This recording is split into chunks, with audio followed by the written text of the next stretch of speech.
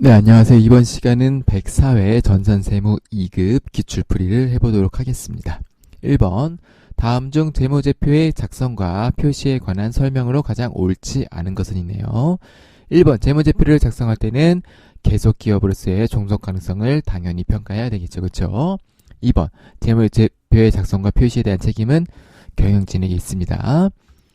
3번, 기업은 현금 기준 회계를 사용하여 재무제표를 작성한다고 되어 있는데 기업은 어떻게 하죠? 현금 기준이 아니라 보다 그렇죠, 발생주의라고 했었죠. 그래서 발생 기준 회계를 사용해서 재무제표를 작성해야 되겠습니다. 답은 3번이 되겠습니다. 자, 2번, 다음 중 재고자산에 대한 설명으로 가장 옳지 않은 것은 있네요. 1번, 선적지 인도 조건으로 판매한 운송 중인 상품은 판매자의 재고자산이 아니다. 글씨 잘 읽으셔야 돼요. 선적지 인도 조건이 뭐였죠? 그렇죠. 이렇게 중국이 있고 한국이 있으면 여기서 이렇게 오는 거. 그래서 중국에서 선적을 했을 때 선적은 뭐라 그랬죠? 배에 상차는 거. 그러니까 배에 실은 순간부터 어떻게 된다? 판매자의 재고가 아니고 누구의 재고다? 구매자의 재고가 되는 거예요. 선적한 순간부터.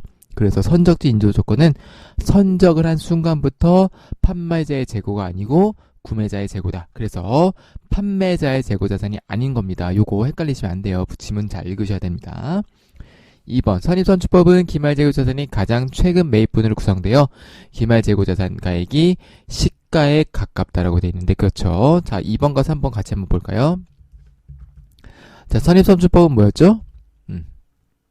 자, 1월 1일, 1월 10일, 2월 10일 해볼게요. 2월 10일하고 다시 해볼게요. 1월 1일, 2월 10일, 그 다음에 12월 5일날. 이때는 100원 샀고, 100원을 10원에, 이때는 100원을 100개를 20원에, 100개를 30원에 이렇게 샀다고 했을 경우에 재고자산 금액은 얼마예요? 1,000원, 2,000원, 3,000원에서 총 6,000원이 있습니다. 자, 선입선출법은 어떻게 되는 거죠? 선입선출법은 내가 여기서 150개를 판매했다고 해볼게요. 선입과 후입선출법 마찬가지로. 자, 150개를 판매했으면 선입선출법은 어떻게 된다? 그렇죠. 여기 있는 100개가 나간 거고 여기 있는 50개가 나간 거고요. 후입선출법은 어떻게 된다? 최근에 산 거 여기 있는 거 100개가 나간 거고 여기 있는 거 50개 나간 거예요. 그러면 자, 최근의 시세가 어떻게 된 거예요? 기초의 시세는 10원이었는데 기말 시세가 30원이니까 우리가 결산하는 12월 31일 기준에서 결산하는 시점에서 이게 최근이고 1월 1일 과거인 거예요. 그쵸? 그래서 자, 선입선출법은 기말재고자산이 가장 최근 매입 부분으로 구성되어 있죠? 그쵸? 이건 지금 나간 거고요. 판매된 거고. 그래서 기말재고자산 가액이 시가에 가깝고, 자, 후입선출법에 의해서 원가 배분할 경우에는 기말재고는 최근에 구입한 상품이 아니라 어떻게 되는 거예요? 최근이 아니라 과거에 구입한 거. 이거 1월 1일에 구입한 거가 위주로 상품 원가가 구성되어 있죠? 그래서 답이 3번이 되겠습니다. 3번, 무형자산에 대한 설명으로 가장 옳지 않은 것은 1번, 일반 기업 회계 기준에서는 사업결 등 외부에서 취득한 영업권만 인정하고 내부에서 창출된 영업권은 인정하지 않습니다. 2번, 무형자산은 인식기준을 충족하지 못하면 그렇죠. 발생한 기간에 비용으로 처리하자. 그래서 가장 대표적인 게 뭐였다? 개발비가 연구 단계이면 비용 처리고 개발 요건 충족하면 그렇죠. 개발비로 인식한다라고 했었죠. 3번, 무형자산의 잔존 가치는 없는 것을 원칙으로 하고 있습니다. 4번, 무형자산의 공정가치가 증가하면 그 공정가치를 반영해서 감가상각하는 게 아니라 그냥 처음부터 원가법으로 우리가 회계 처리해 주시면 돼요. 처음 원가법이 뭐냐면 내가 처음에 100으로 했으면 이 100을 가지고 계속 상각을 해주시면 돼요. 4번은 지문이 좀 어려운 내용입니다. 왜냐면 무형자산이랑 유형자산이랑 약간 헷갈릴 수 있는데 자, 이것도 솔직히 지문 자체가 완벽하지는 않긴 한데 이 중에서 답을 고르라고 하게 되면 4번을 고를 수밖에 없습니다. 요거는 조금 어려운 문제에 속하게 되겠습니다. 4번, 자함자를 이용해서 자본잉여금에 해당하는 금액을 구하면 얼마인가? 자본잉여금 뭐죠? 자본 거래로 인하여 증가하는 그렇죠. 이익이죠. 그래서 이렇게 이런 문제 헷갈리면 뭐라 그랬었죠? 제가 실기 프로그램 들어가서 계정 과목 등록하셔서 자본 잉여금 계정에 뭐가 있는지를 확인하신 다음에 거기 있는 계정을 더하셔도 돼요. 뭐 어쩔 수 없이 내가 못 풀겠으면은 그 방법을 쓰시는 건데 계정이 전부 다 안 들어갈 수도 있기 때문에 가급적이면은 제가 항상 계정 과목은 암기를 부탁드린다고 말씀을 드렸었죠. 자본잉여금 해당하는 거 골라보겠습니다. 자, 주발초, 그 다음에 자기주식 처분이익, 그리고 감자 차익. 그래서 자본 거래에서 일어나는 이익이 되겠습니다. 매도하는 증권 뭐죠? 기타 포괄손익 조심한다. 이익준비금이라 임의적립금은 뭐다? 그렇죠. 자본잉여금이 아니라 이익잉여금입니다. 그래서 답은 더하면은 222 되네요. 2번이 되겠습니다. 5번 회계 변경에 대한 설명을 가장 옳지 않은 것은 회계 정책의 변경은 회계 방법이 변경되는 것이며 소급법을 적용한다. 그래서 회계 정책의 변경, 회계 추정의 변경 구분을 잘 하셔야 되겠죠. 2번 회계 정책의 변경에 따른 누적 효과를 합리적으로 결정하기 어려우면은 전진법을 적용한다. 3번 세법 개정으로 회계 처리를 변경해야 하는 경우에는 정당한 회계 변경의 사유에 해당하지 않습니다. 왜 그래요? 자, 회계는 회계대로 알아서 하는 것이고요. 회계는 어떻게 한다? 요거는 회계 기준에 따라 처리하시는 거고요. 세법은 뭐예요? 말 그대로 법이에요, 법. 그러니까 법의 개정으로 인해서 발생하는 것입니다. 그러니까 회계는 세법이 바뀌든 말든 보다 회계 기준대로 그대로 가는 거고 세법은 세법에서 알아서 하는 거예요. 그래서 요거를 차이를 조정하는 걸 뭐라 그래요? 이 차이 조정하는 거를 우리가 세무 조정이라고 부르는 겁니다. 그래서 답은 3번이 되겠습니다. 자, 4번 회계 추정의 변경 전질적으로 처리하며 그 효과를 단기와 단기 이후의 기간에 반영한다. 그래서 회계 변경, 회계 정책의 변경 제가 이런 강의에서도 강조를 많이 드렸었기 때문에 제가 이 밑에 항상 붙여드리는 거는 이번에는 생략을 해봤어요. 여러분들이 공부하시면서 정리를 한번 해주시면 되겠습니다. 자, 6번 다음 중 원가에 관한 설명은 옳지 않은 것은 1번 직접 재료비는 조업도에 비례해야 총 원가가 증가한다. 그렇죠. 재료가 내가 5개 만들면은 재료비가 5개만큼 들어가야 되겠죠. 2번 단기 총재정원가는 단기에 발생한 기본 원가와 제조 간접 원가의 합이다. 그래서 기본 원가는 뭐다? 직접 재료비 더하기 직접 노무비다. 이런 것도 용어를 잘 보시고 판단을 하셔야 됩니다. 이거 가지고 당연히 장난칠 수 있겠죠. 3번 관련 범위 내에서 변동비는 조업도의 증감에 불과하고 단위당 원가가 일정하는 게 아니라 변동해야 되겠죠. 4번 제품 생산량이 증가함에 따라서 관련 범위 내에서 제품 단위당 과정원가는 죄송합니다. 제가 잘못 말했네요. 단위당 원가는 일정한 게 맞죠. 그쵸? 네. 제가 잠시 헷갈렸습니다. 단위당 원가는 일정하고 총 원가는 변동한다. 4번 제품 생산량이 증가함에 따라서 관련 범위 내에서 제품 단위당 고정 원가는 일정한 게 아니라 어떻게 된다고요? 조업도가 증가할수록 이렇게 감소하게 되겠죠. 그렇죠? 답이 4번이 되겠습니다. 7번 수선 부분과 동력 부분에 각각 80만원, 76만원의 보조 부분 원가가 집계되어 있을 경우에 아래의 자료를 바탕으로 조립 부분에 배부될 보조 부분 원가의 총액은 얼마인가? 단 직접 배분법을 사용한다고 되어 있습니다. 자, 우리가 세 가지가 있었죠. 직접 배분법, 단계 배분법, 사고 배분법. 직접 배분법은 직접 배분하는 것이고 단계 배분법은 보조 부분의 순서가 중요하고 사고 배분법은 보조 부분의 순서와 관계없이 가장 정확한 거다. 그렇게 일단 개념을 잡아주시면 되겠고요. 자, 어떻게 직접 배분법이니까 어떻게 되는 거예요? 보조 부분에 있는 거를 제조 부분에 바로 직접적으로 배분하시면 되는데 수선 부분은 수선대로 따로 이렇게 배분하면 되겠고요. 동력 부분은 이렇게 배분하면 되겠죠? 수수 부분에 얼마 있었어요? 80만원. 동력 부분에 76만원 있었죠? 이렇게 76만원을 요 두 개 배분하시면 되겠고요. 수선 부분 80만원은 이렇게 배분하시면 돼요. 크게 어렵진 않죠? 바로 해보겠습니다. 자, 수선 80 있는 거를 이렇게 3대2로 나눠주시면 되겠고요. 동력 부분에 있는 거를 45대35로 나눠주신 다음에 조리 구하는 거니까 두 개 더해주시면 답이 4번이 되겠습니다. 8번 아래의 자료만을 참고하여 기말 제품 재고의 구간이 얼마인가? 요거는 조금 까다로울 수 있습니다. 재무상태의 자료 있고 재정가 명세의 손익계산서 자료가 있습니다. 일단 여기 있는 자료들 제가 T계정에 한번 옮겨 볼게요. 자, T계정 기초 얼마예요? 제공품 10만원, 그쵸? 그 다음에 기말 15만원 적고, 제품 기초 21만원 적고, 기말 모르네요. 자, 그 다음에 제조원가 명세서에 있는 거 적어보겠습니다. 직접 재료비가 19만원, 그 다음에 직접 노후비 10만원, 제조간접비 15만원. 자, 그 다음에 매출원가가 20만원이에요. 그럼 이제 차대 맞추기 놀이하면 돼요. 그쵸? 볼까요? 합하면 얼마예요? 54만원이니까 단기 얼마예요? 54만원이니까 똑같이 역산하면은 단기 제품 원가가 39만원이 나옵니다. 그럼 이 39만원이 제품으로 가는 거죠. 이렇게. 그쵸? 그래서 원가가 39만원. 그럼 이제 더하면 얼마예요? 60만원이네. 매출원가 20만원이니까 60만원 나와야 되니까 기말은 40만원 나오는 거죠. 이렇게 해서 풀어주시면 되겠습니다. 자, 9번 원가 자료가 다음과 같을 때 단계 직접 재료비를 계산하면 얼마인가? 이것도 조금 기본이 안 잡혀 있으면 까다로울 수 있습니다. 보겠습니다. 단계총 제조 원가가 어떻게 가는 거냐면 직접 재료비, 직접 노후비, 제조 간접비. 직접 노후비 색깔 칠한 이유는 제가 구분하기 위해서 그냥 색깔만 칠해 놓은 거예요. 뭐 중요하다거나 그런 뜻은 아닙니다. 자, 단기총 제조원가가 230이고요. 제조간접비는 단기총 제조원가의 20%니까 230만원에 제조간접비가 20%래요. 그쵸? 그러면은 제조간접비는 230만원 곱하기 20%에서 나왔다. 그쵸? 제조간접비는 직접 노후비의 80%니까 제조간접비를 어떻게 하면 되겠어요? 나누기 80% 하면은 직접 노후비 나오겠죠?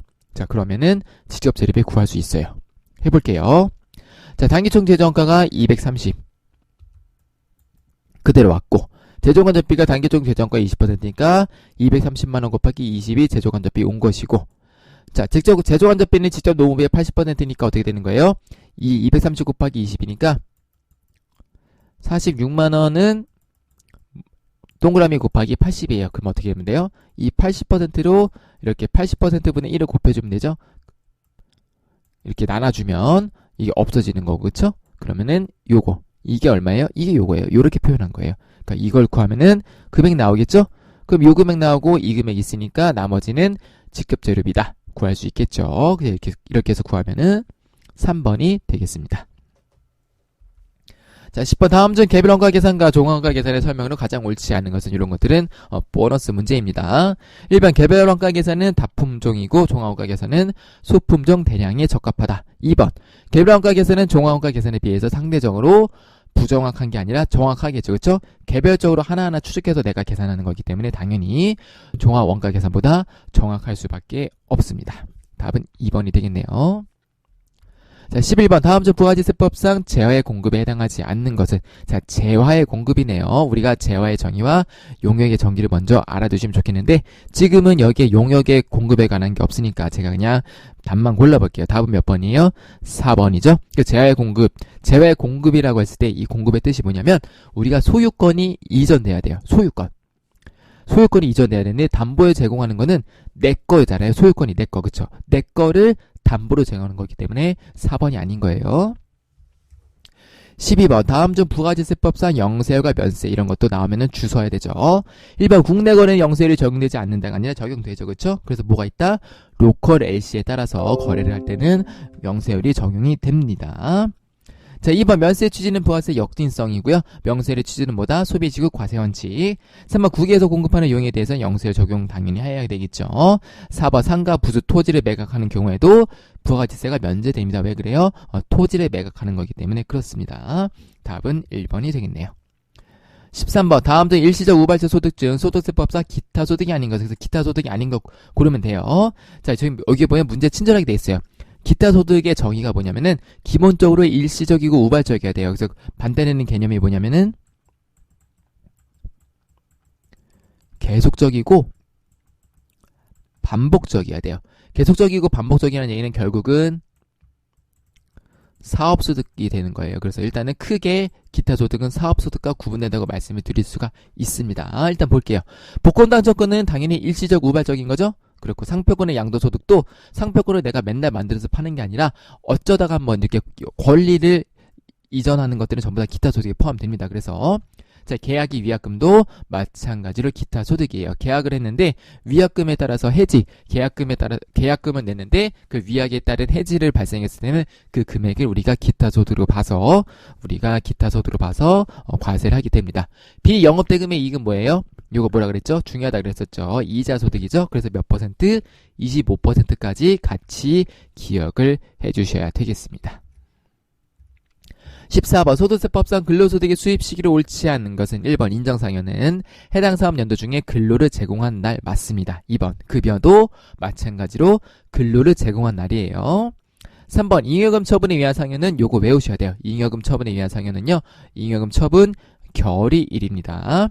4번 임원의 퇴직 손득 한도 초과로 인한 근로소득으로 보는 금액은 지급받거나 지급받기로 한 날이 되겠습니다. 그래서 답은 2번이 되겠습니다. 15번 다음 중 소득세법상 납세 의무자에 대한 설명은 가장 옳지 않은 것은 1번 비거주자는 국내 원적 소득에 대해서만 과세합니다. 그래서 비거주자는 국내 원적 소득만 하는 거예요. 거꾸로 거주자는 국내외 모든 소득. 여기 2번에 보기 있네요. 비거주자는 국내인 거고요. 거주자는 국내외 모든 원천 소득. 3번 거주자는 국내 주소를 두거나 150일이 아니라 183일이에요. 183일이 어떻게 나왔냐면 우리가 1년이 365일이잖아요. 물론 366일인 날도 있는데 그래서 365일 중에서 1년의 절반 이상을 국내에 주소를 두고 있거나 또는 국내 주소를 두거나 150일 이상 거소를 둔 거. 그러니까 1년의 절반 이상 거소를 국내에 둬야 됩니다. 그래서 이럴 때는 우리가 거주자를 보고 있습니다. 답은 3번이에요. 4번 거주자의 소득세 납세지는 주소지로 하고 있습니다. 요거는 이제 백사회 전선세무 2급 지금 이론 문제를 풀어봤는데요. 이론 문제는 요번 문제는 좀 어려워요. 왜 그러냐면 아마 부가세나 소득세 쪽에서 그리고 원가 쪽에서 조금 까다로운 문제들이 좀 많이 나왔기 때문에 충분히 그냥 내가 실계만 가지고 공부를 하신 분들은 조금 어려울 수가 있었을 겁니다. 그래서 이론 문제도 어느 정도 공부를 하셔야 되겠고요. 만약에 그 소득세나 우리가 부가세 좀 제가 심화 과정을 보고 싶다고 하시는 분들은 전산세무 1급 심화반에 제가 관련 강의가 있어요. 왜냐면 전산세무 2급에서는요. 이 정도로 그렇게 굳이 필요하지 않은데 요새 시험 추이를 봤더니 조금 이론이 어려워서 이론 학습이 필요하신 분들은 심화반 강의를 참고해 주시면 감사하겠습니다. 잠깐 쉬었다가 실기로 넘어가 보도록 하겠습니다. 네, 실기입니다. 1번 정기 회수불능 채권으로 대손 처리했던 외상 매출금 중에서 600만원의 절반을 현금으로 회수했다. 그러니까 300만원을 회수했다는 얘기네요. 부가지세법상 대손세액 공제는 적용하지 않는다. 그러니까 일반전폐 입력에다가 부가세 효과는 무시하고 한번 회계를 처리를 해봐라. 이런 문제가 되겠습니다. 자, 그래서 일단은 대손 처리했던 외상 매출금이 돈이 들어왔어요. 그러니까 차변에 현금 넣어주시면 되겠고요. 자, 대변이 문제인데 이 문제는 좀 어렵습니다. 요거는 우리가 충분히 연습이 돼야 돼요. 제가 회계 원리 때는 요거 중요하다고 몇 번 강조하면서 분개를 해드렸는데 자, 요거는 분개 연습 안 하신 분들은 어려울 수 있습니다. 그래서 자, 대손 처리했던 외상매출금이네요. 그러니까 외상매출금은 이미 없어진 거예요. 장부에서. 그렇죠. 대손 처리해서 없앴기 때문에 외상매출금은 없는 상태에서 대손 처리했던 게 회수됐기 때문에 외상매출금 계정을 건드리면 안 돼요. 외상매출금은 없으니까 대손 처리해서 외상매출금 0원이 됐기 때문에 우리가 대손 처리했을 때는 이렇게 했을 때는요 분개를 외우셔야 돼요. 어쩔 수 없이 외우셔야 되는데 어떻게 하냐면 이때는 외상매출금을 다시 살리거나 없애는 게 아니라 어떻게 한다?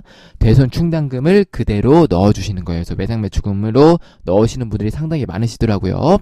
외상매출금 넣는 게 아니라 대손 충당금으로 넣어서 우리가 분개를 한다. 요거는 암기를 좀 하셔야 되겠습니다.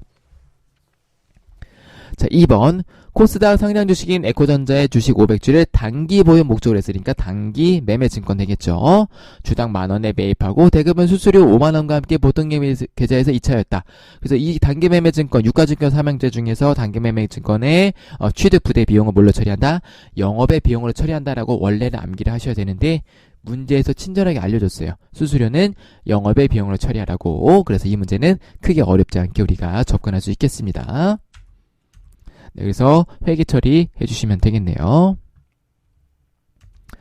3번 영업부가 사용하는 건물에 대한 재산세 126만원과 생산부가 사용하는 건물에 대한 재산세를 보통예금으로 납부했습니다. 자, 영업부랑 생산부니까요.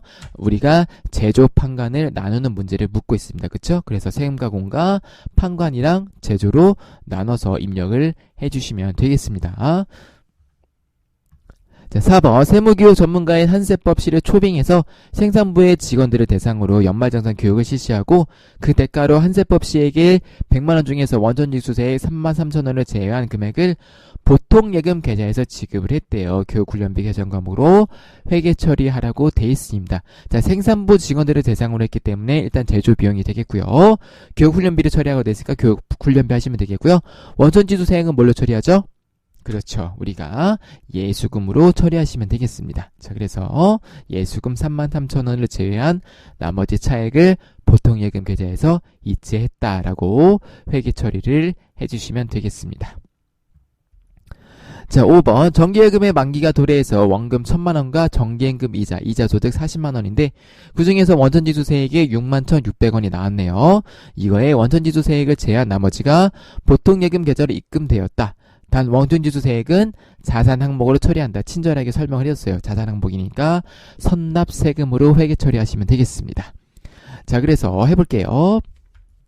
자, 일단은 정기예금이 1,000만원 넣었던 게 없어졌기 때문에 대변에 자산을 감소시켜주는 정기예금 1,000만원 넣어주시면 되겠고요. 자, 그 다음에 이자 소득 40만원 중에서 원천징수세액이 61,600원이니까 얘는 어떻게 처리한다? 자산으로 처리하면서 선납세금으로 넣어주시면 돼요. 자, 그 다음에 제가 순서를 좀 바꿨는데, 자, 이자 소득이 40만원 발생했으니까 이자 수익을 40만원 인식을 해주시면 되겠고요. 나머지 차액이 이제 현금으로 들어온 거죠. 보통예금으로 들어온 거죠. 그래서 나머지 차액을 보통예금으로 회계 처리를 해주시면 되겠습니다. 자, 문제 2번입니다. 1번 공장 건물을 신축하기 위해서 토지를 취득했는데 토지 정지 비용을 다음 달에 지급하기로 하고 전자세금계서를 발급받았습니다. 거래처는 삼진개발이네요. 자, 토지 취득이니까 그렇죠. 우리가 불공으로 처리하시면 되겠죠. 불공의 토지의 자본적 지출 6번으로 넣어주시면 되겠습니다. 자, 그래서 차변에는 토지 얼마냐면은 1,512만 5천원, 그쵸? 1,512만 5천원. 자, 대변에 미지급금 1,512만 5천원 넣어주시면 되겠습니다. 자, 거래처는 상징개발이 되겠죠. 2번, 레고 문구에서 영업부가 사용할 문구류를 현금으로 매입하고 아래에 현금 영수증을 발급받았습니다. 영업부니까 판관으로 처리하시면 되겠고요. 문구류는 친절하게 소모품비로 처리하라고 되어 있습니다. 그래서 소모품비로 처리해 주시면 되겠죠. 자, 현금 영수증이니까 현금 과세 넣어주시면 되겠고요. 자, 그 다음에 소모품비 판에 부가세 인식해 주시고요. 현금으로 지급했으니까 현금 넣어주시면 되겠습니다. 자, 3번 정상적인 구매 확인서가 있네요. 구매 확인서 있으니까 영세율이겠구나라고 머릿속에 넣어두신 다음에 보시면 되겠습니다.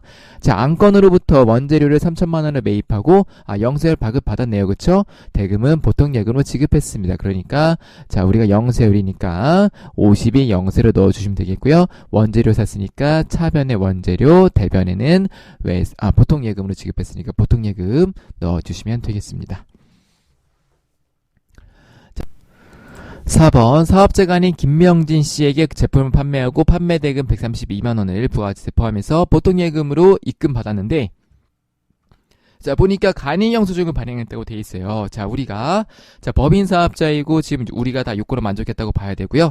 그 다음에 제품을 매출을 했을 때 원래 개인한테 할 때도 어떻게 한다? 그렇죠. 개인의 주민등록번호를 적고 세금계서를 발급을 해야 되는데 지금 봤더니 세금계서를 발급한 게 아니라 뭘 했냐면은 간이영수증을 발행했어요. 자, 원래는 세금계서 발행해서 신고를 해야 되는데 간이영수증을 발행했으니까 어떻게 해야 된다고요? 이럴 때는 쓰는 게 건별로 쓰시는 거예요. 그래서 거래처는 김명진을 넣어주신 다음에 부가세를 정상적으로 인식을 하셔야 됩니다.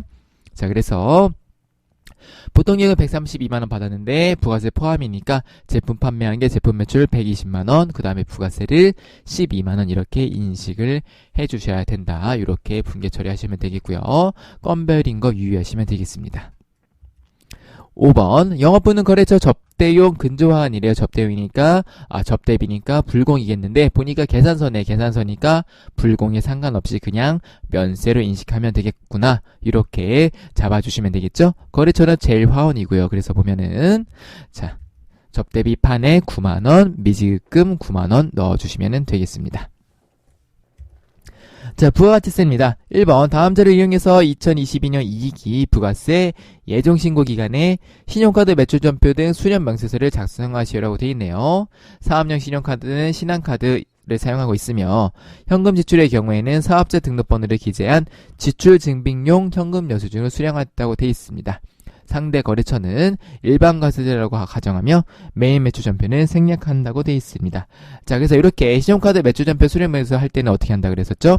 요거를 신용카드로 입력을 한다라고 보신 다음에 불공이거나 우리가 공제되지 않는 것들을 먼저 구분을 해주셔야 돼요. 그래서 봤더니 자, 직원 출장 택시 요금은 특별한 언급이 없는 한 된다 안 된다?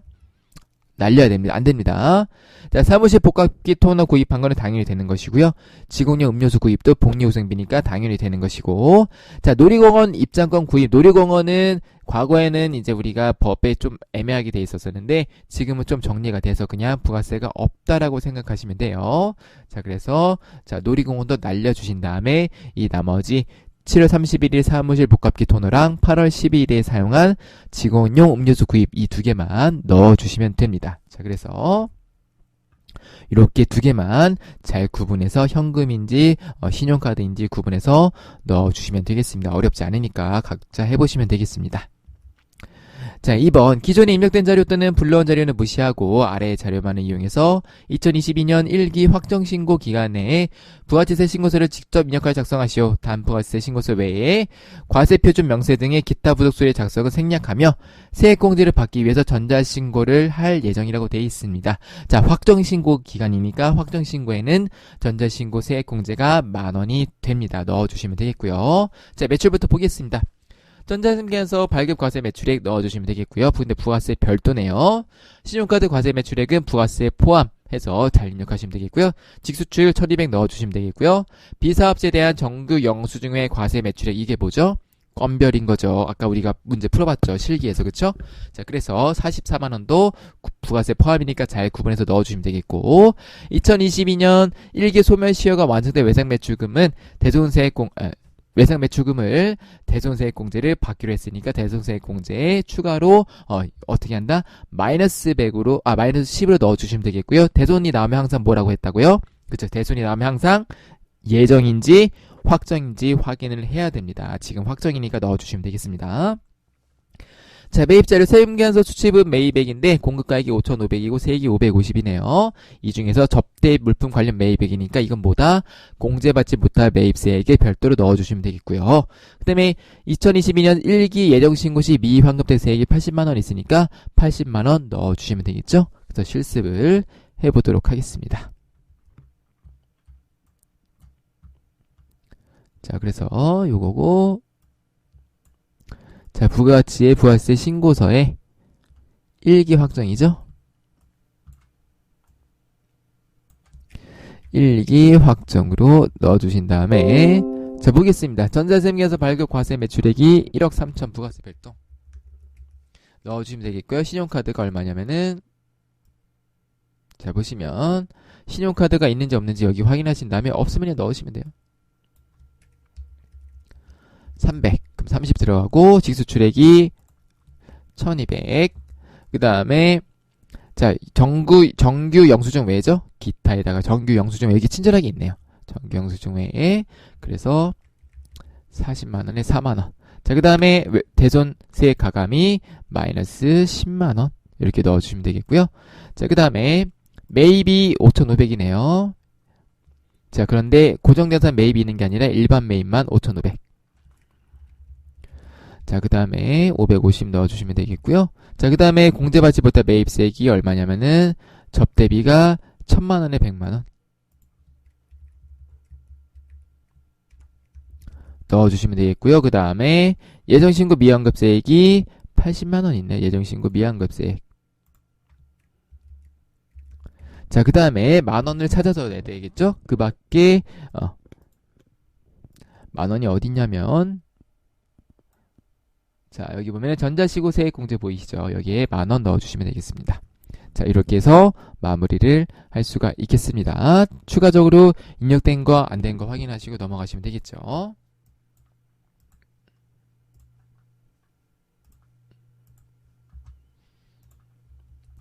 네, 3번. 다음 자리를 이용해서 전자신고를 해보시오라고 되어 있습니다. 어렵지 않으니까 직접 해보시면 되겠습니다. 자, 결산자료 입력입니다. 1년간의 임대료, 10월 1일부터 2023년 9월 30일까지 2,400만원 일시에 수령하고 전액을 영업의 수익으로 처리했대요. 임대료 기간 배분은 월할 계산하라고 되어 있습니다. 자, 그래서 봤더니 2022년 귀속분 3개월치만 수익으로 인식하시면 되겠고요. 나머지는 내가 미리 받은 수익이니까 선수 수익이죠. 근데 지금 회계 처리 어떻게 했냐고 봤더니, 자, 2,400만원 일시에 수령하고 전액을 영업의 수익, 그러니까 영업의 수익으로 처리했으니까 지금 이렇게 되는 거예요. 10월 1일 날 임대료 또는 임대료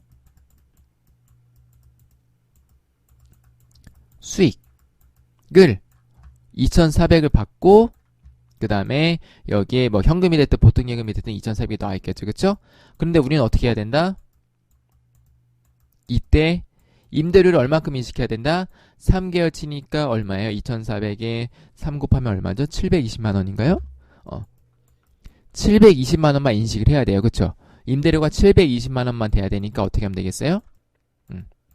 자, 임대료를 없애주시고 선수 수익을 잡아주셔야 되는데, 지금 보면은, 그렇죠. 제가 차대를 잘못 바꿨었죠.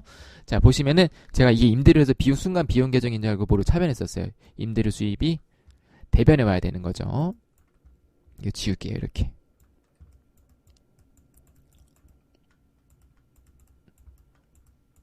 또는 임대료 수입이 24를 했는데, 자, 임대료가 7.2, 720만원 인식했기 때문에 우리는 수정분기를 어떻게 하면 된다? 결산 수정분기를, 그렇죠. 임대료를 이만큼 만들어줘야 되니까 24에서 7.2를 뺀 나머지 차액을 여기다 넣으시면 되겠고요. 그만큼 내가 미리 받았으니까 대변에는 선수 수익으로 똑같은 금액을 넣어주시는 거예요. 자, 그래서 이렇게 하시면 됩니다.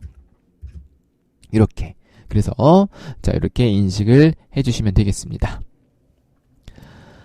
자, 다음 2번. 단기대여금 중에는 단기 중 발생한 LPL사에 대한 외화대여금 2,400만원이 포함되어 있습니다. 기말 현재 기준 환율은 1,300달러입니다. 자, 그래서 외화 대여금이죠. 대여금이기 때문에, 자, 환율이 1,200원에서 1,300원으로 늘어났으면 어떻게 되는 거죠? 그렇죠. 내가 나중에 받을 돈이 100원만큼, 달러당 100만큼 늘어난 거예요. 그러니까 결론적으로 어떻게 된 거냐면은, 자, 2,400만원인데 발생일의 기준환율이 1,200달러니, 1,200원이니까 2만 달러를 빌려준 거죠. 그쵸? 그러면은 나는 기말에 얼마큼 이익이다? 2만 달러에 100원 곱한 것만큼 이득이 되는 거예요. 그만큼 돈을 더 돌려받을 수 있으니까. 자, 그래서 이렇게 처리하시는 거예요. 외화환산 이익이 발생하면서 단기 대여금이 늘어나는 회계 처리를 해주시면 되겠습니다. 자, 3번. 단기 중에 취득하여 기말 현재 보유 중인 유가증권의 내역은 다음과 같다. 기말 유가증권의 평가는 기업 회계 기준에 따라 처리하기로 했는데, 아까 우리가 시기 풀었던 것처럼 단기 매매 목적으로 취득했다고 되어 있으니까 단기 매매 증권이다. 그렇죠? 자, 그래서 봤더니, 자, 취득 원가가 3,000원인데 기말에 2,500원이 됐으니까 어떻게 되는 거예요? 내가 주당 500만원만큼 손실을 받은 거죠. 그쵸? 그래서 이 500원 곱하기 8,000주만큼 손실을 받기 때문에 회계 처리 그대로 해주시면 되겠어요. 단기 매매 증권의 평가 손실이 500원 곱하기 8,000주에서 8,000주 곱하기 500원 맞죠? 그래서 400만원이 발생한 것이고, 이만큼 단기 매매 증권이 나의 장부에서 사라진 거죠. 이렇게 해주시면 되겠습니다. 4번. 코로나로 인한 특별재난지역에 기부한 제품 1,500만원에 대한 회계 처리가 누락돼서 기말 제품 재고 실사 때 이때 확인을 했대요. 그럼 제품이 1,500만원이 없는데 이 1,500만원이 뭐에 의해서 쓰인 거예요? 기부를 위해서 쓰인 거니까 어떻게 하면 되겠어요? 제품의 타계정 대처하시면 되겠죠? 차변에 기부금, 대변에 제품 타계정으로 넣어주시면 되겠죠. 자, 5번. 기말 현재 보유하고 있는 영업부의 감가상각 자산은 다음과 같다. 감가상각비와 관련된 회계 처리를 하시오라고 돼 있네요. 자, 그래서 차량 운반구고요. 취득일자가 2021년 7월 1일인데 우리는 지금 2022년 하는 거니까 어떻게 하면 되겠어요? 이 5천만 원을 원래 이렇게 해야 되죠. 나누기 5년. 그 다음에 곱하기 12분의 12인데 12분의 12는 굳이 할 필요 없으니까 5천만 원을 5년으로 나눠서 1,000만 원만 감가상각으로 인식하시면 되겠죠? 네, 그래서 이렇게 회계 처리하시면 되겠습니다. 자, 다음 원천기준수입니다. 1번. 다음은 총부부 사원 강지 후에 부양가족 자료이다. 부양가족은 생계를 같이 하고 있으며 부양가족 공제는 요건에 충족되는 경우에 모두 강지후 사원이 적용받기로 한다. 근로자 본인의 소득세가 최소화되도록 사원 등록 메뉴에 부양가족 명세를 작성하시라고 되어 있습니다. 자, 그래서 보겠습니다. 배우자 봤더니 퇴직소득 금액이 200만 원이 있으니까 어떻게 하면 돼요? 종합소득 금액이 100만 원 이상이니까 공제가 안 되죠. 자, 일용근로소득은 얼마인지 상관없이 전부 다 공제가 된다. 자, 그 다음에 양도소득 금액도 마찬가지로 100만 원 이상이니까 공제가 안 되고, 자녀 봤더니 일시적인 원고료가 100만 원이니까 되는 거죠. 그 다음에 나머지 자녀도 소득이 없기 때문에 공제가 되겠습니다. 그래서 이렇게 체크사항 정리하시고 넘어가시면 되겠습니다. 네, 2번입니다. 다음은 영업부 사원 한기용의 연말정산 관련 자료이다. 근로자 본인의 소득세 부담이 최소화되도록 연말정산 추가자료 입력을 하는데요. 자, 부양가족 탭을 수정한 다음에 연말정산 입력 탭이랑 위료비 지급 명세서 탭을 사용하라고 되어 있습니다. 그래서 우리가 어떻게 할 거냐면, 자, 첫 번째로는 부양가족 탭을 수정해도 되고요. 또는 위료비 지급 명세서를 해도 되고요. 근데 항상 어떻게 된다고요? 위료비 지급 명세서는요, 항상 연말정산 입력보다 먼저 선행이 돼야 돼요. 그러니까 요 두 개는 순서는 상관없지만 선행이 돼야 되고, 그 다음에 연말정산 입력을 들어가야 된다는 거를 먼저 체크를 해주시면 되겠습니다. 자, 그래서 봤더니, 자, 배우자 소득 없으니까 공제되고요. 한기쁨 초등학생도 소득 없으니까 공제되고, 자, 김어를 못 치는요, 총금액이 500만 원이 넘기 때문에 공제가 안 된다. 자, 주택자금 관련 세부 내역인데요. 자, 거의 처음 나는 내용인데요. 자, 장기 저당 주택차입금 같은 경우는요. 자, 우리가, 원금이나 이자를 상환하는데, 그쵸? 우리가 주택을 구입하기 위해서 원금이나 이자를 대출을 받아서 상환을 하는데요. 이 중에서 이자 부분을 우리가 소득공제를 해줍니다. 이자에 대해서. 그래서 이자에 대해서 소득공제를 해주는데, 그에 대한 조건들이 있어요. 조건이 있는데, 이 조건까지는 우리는 알 필요는 없어요.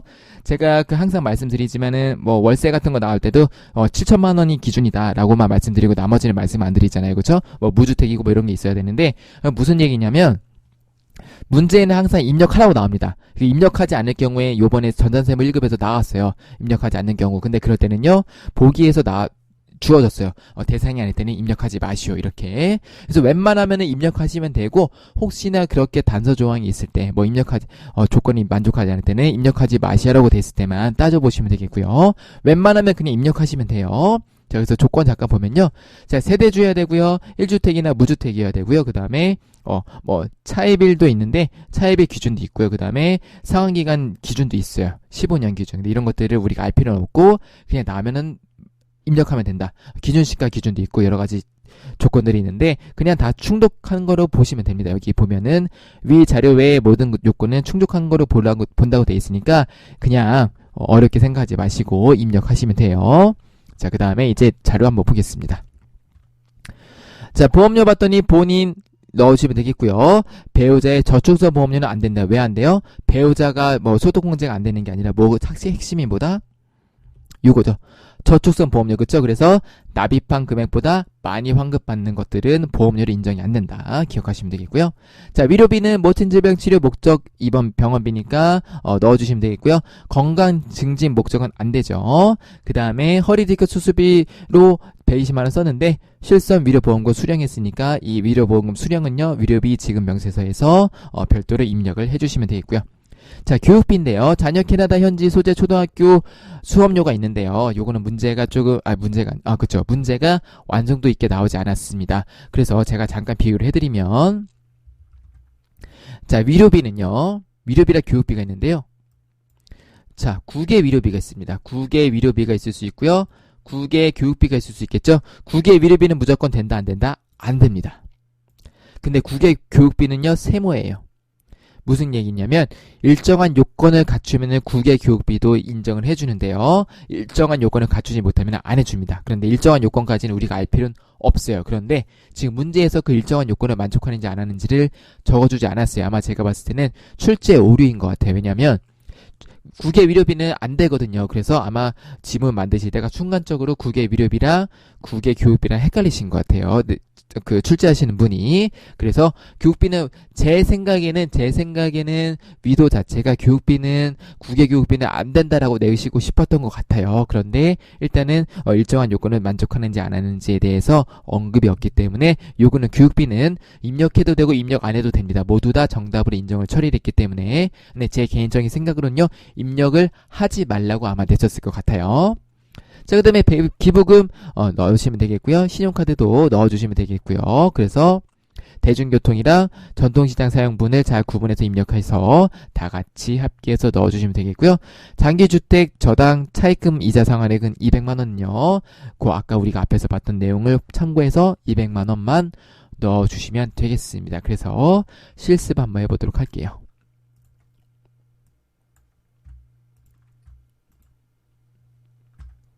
그래서 원천징수에 부양가족 연말정산 추가자료 입력인데 그 전에 뭐부터 한다?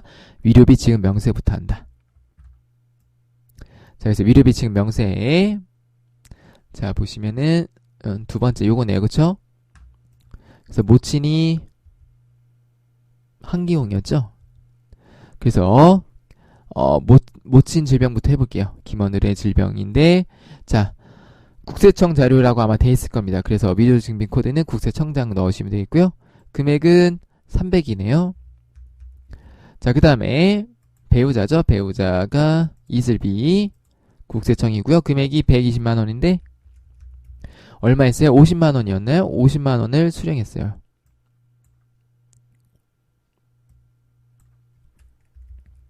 자, 이렇게 넣어주신 다음에 나가셔서 그 다음에 연말정산 추가자료 입력을 가시면 되는 거예요. 자, 그래서 한기홍이었죠? 그래서 부양가족 명세부터 가서 여기서 지금 보면은 자, 전부 다 공제인데 모친 빼고 다 공제네요. 그쵸? 그래서 모친 김어른 빼고 다 공제. 이슬비는 배우자였고요. 한기쁨은 자녀였죠? 20세 이하 자녀로 넣어주시면 되겠습니다. 자, 그 다음에 보험료부터 입력을 해볼게요. 자, 보험료는 위료비는 일단 들어온 거 확인할 수 있겠고요. 보험료 얼마냐면요, 90만원인가요? 그쵸? 90만원을 넣어주시면 되겠고요.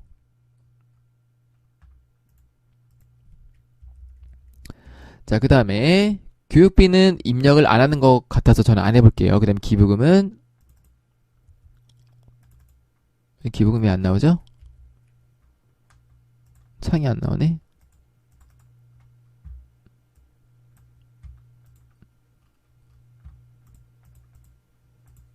자, 기부금은요 50만원이죠. 종교단체 기부금 50만원이니까 종교단체 찾아가지고 50만원을 넣어주시면 되겠죠. 자, 단기, 종교의 단기. 자, 넣어주시면 되겠고요. 그 다음에 자, 신용카드 사용해 보겠습니다. 자, 왼쪽으로 가서 어디 갔죠? 신용카드가. 네. 그래서 보시면은 일단은 전통이 대중교통이 100만원. 그 다음에 전통이 얼마냐면요 50만원이죠. 그 다음에 현금융 수증이 얼마냐면은 400만원인데 전통이 50만원 있으니까 빼서 350. 그 다음에 신용카드가 1000만원인데 자, 대중교통 100만원 빼서 900만원 넣어주시면 되겠고, 자, 그 다음에 이제 장기주택자금 차입금 넣어보겠습니다. 자, 이거는 우리가 어디다 넣냐면은 여기에요. 여기요. 자, 그래서 얼마냐면은 200만원 이제 이자 상환액이 200만원인데 자, 봤더니 이자 상환액에 200만원 넣으려 봤더니 고정금리가 있고 기타 대출이라고 있네요. 자, 그러면 고정인지 기타인지를 한번 봐야겠네요. 자, 봤더니 네, 고정금리라고 이렇게 있죠. 그쵸? 고정금리니까 고정금리 자리에다가 200만원을 넣어주시면 되겠습니다. 네, 이렇게 해서 마무리를 하시면 되겠죠. 네, 자, 이렇게 해서 백사회 전산세무 2급 기출문제 풀이도 마무리를 해보도록 하겠습니다. 시청해주신 여러분들 감사합니다.